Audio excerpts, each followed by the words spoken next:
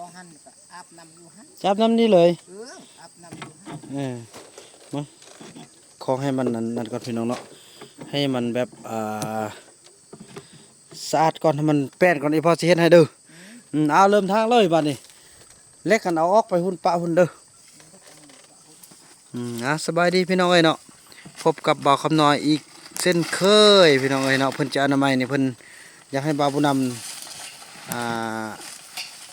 ต่อน้ำมาให้เนาะแต่ว่าจะให้เพิ่นอนามัยออมก่อนอนามัยออมดีๆเป็นแป้นหน่อยคำน้อยเนาะแล้วก็ค่อยอันนั้นพี่น้อง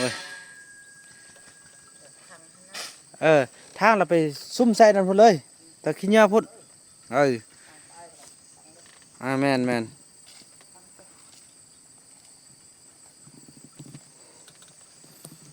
มือนี่พอต่อนำให้เด้อ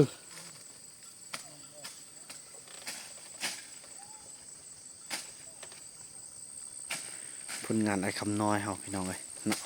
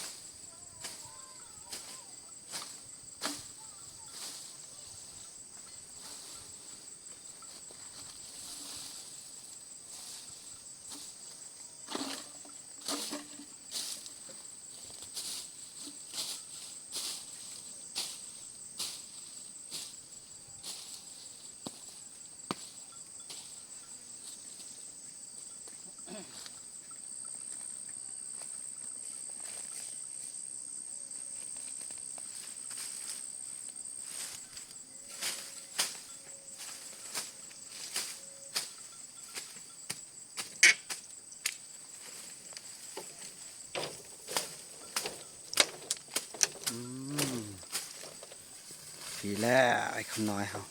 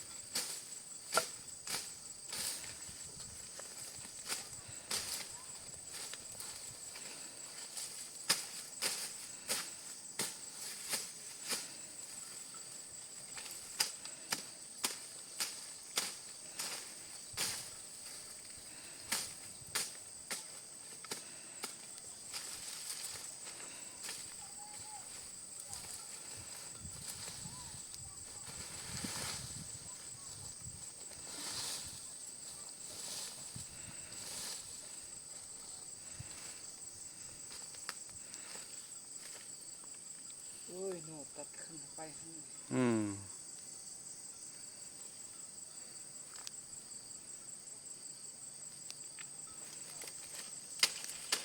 จุดตอนค่ำเด้อ เออ จุดตอนค่ำอย่าสิจุดตอนยันไฟมันไม่สะเฮือน เอาจุดจะค่ำให้สบาย อืม จุดเย็นชำนี้โอ้ยไม่เฮือน อืมงั้นน่ะ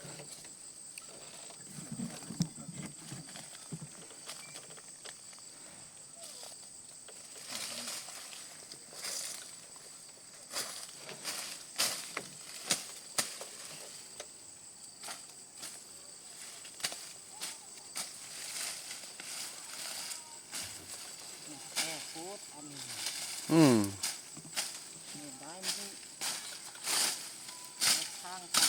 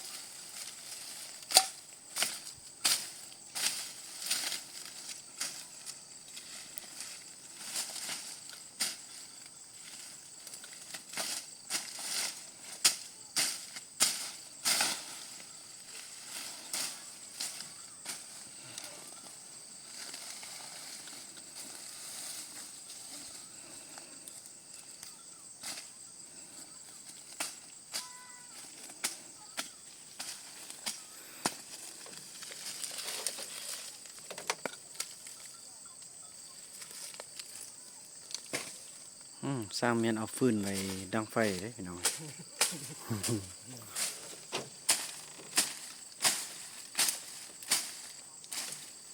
เงินบริการนะ อืม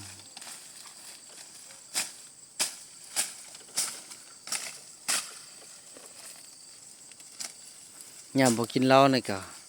เป็นครูเป็นคนอยู่พี่น้องเอ้ยคันกินเหล้ามาแล้วเป็นคนละแนวเลยเป็นพี่เลยพี่น้องเอ้ยบ่แม่นคน เพื่อนก็บ่ได้ทางพาไปไว้ลึกเย็ด นี่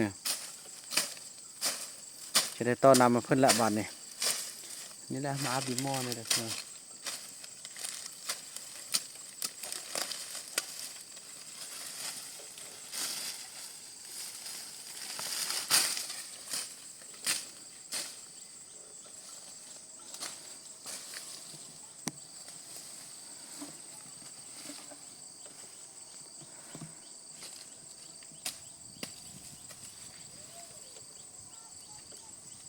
อืมฮู้จักเอาฟืนไว้เด้พี่น้องเอ้ย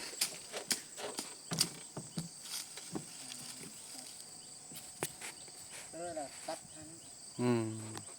ตัดแล้วตอนนำหัน จับบนได้แท้ อับหันนี่ อาพุ่น อับหัน โอ้เบิ่งสันสิต่อหันมาในนี้ นี่ก็หัน อืมหันมาในนี้สันก็ได้อนามัยหมดกินเกลี้ยงเลยเนาะ เนี่ย ทางออกดีๆนี่นะโอเคดีละ เดี๋ยวละ ฮะ ที่นั่งหันก็ว่าทางก็ว่าอยากได้เงิน มาลดคันพอได้เงินน่ะมาทางรถจะให้ ว่าเอาเงินมาทาง โอ้เห็นได้ก็เอาเงิน กินข้าวก็กินก็เอาเงิน ว่าเอาเงินแล้วว่าไปชื่อเอาปลาดุกไปจัดไหม อืมเอาเงินแล้ว ทางเลยบ่แล้วจะเทื่อแหละคันทางแป้นหมดไอ้พอจึงจะดึงน้ำมากก็ ดึง คันบ่แป้นไอ้พอดึงน้ำบ่ได้เด้ ดึงนำเอาได้ อืมทางเลย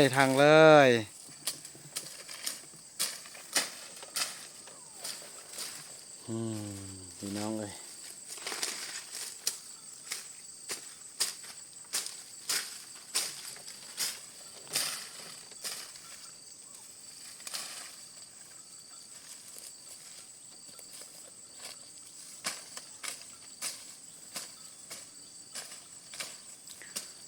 นั่นเนาะพี่น้องเนาะคลิปนี้บ่าวนำจะขออนุญาตจบคลิปกันซ้ำนี้ก่อนเด้อพี่น้องเนาะแล้วก็พบกันใหม่ในคลิปต่อไปพี่น้องเอ้ยคลิปนี้บ่าวนำขอกล่าวคำว่า สบายดี